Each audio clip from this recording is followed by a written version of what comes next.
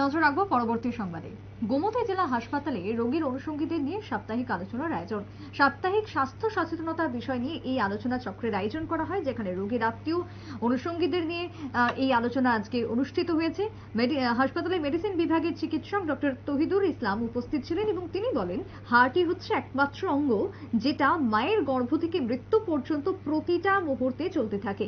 এই মুহূর্তের জন্য এক মুহূর্তের জন্য তা বন্ধ হয় না, সুতরাং হার্টের বাড়তি যত্ন নিতে হবে প্রত্যেকটা মানুষকে। তাই নিয়মিত শারীরিক যে পরিশ্রম, সেই কাজ এবং কিভাবে নিজেকে সুস্থ রাখবেন, কিভাবে হার্টকে যত্ন সহকারে রাখবেন, সেই সম্পর্কে আজকে সাপ্তাহিক স্বাস্থ্য বিষয়ক সচেতনতা এই আলোচনা চক্রে উঠে এসেছে। বক্তব্য চিকিৎসকের শুনুন।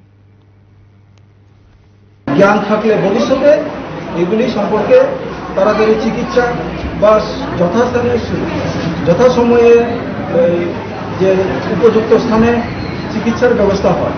হ্যাঁ, এটা ডায়রিয়া হোক, ম্যালেরিয়া হোক, হার্ট ডিজিজ হোক, হ্যাঁ, বা এই মহিলাদের যে বিভিন্ন রোগ হোক।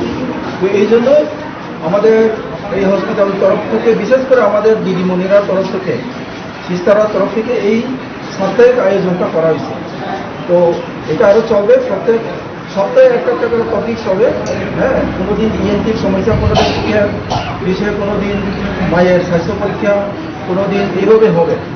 তো এটা আমি প্রথমে আমাদের এখানে হসপিটালের এমএস এবং সিস্টারদের রক্ত চলাচল একটু কম যায়, তখন ব্যথা শুরু হয়।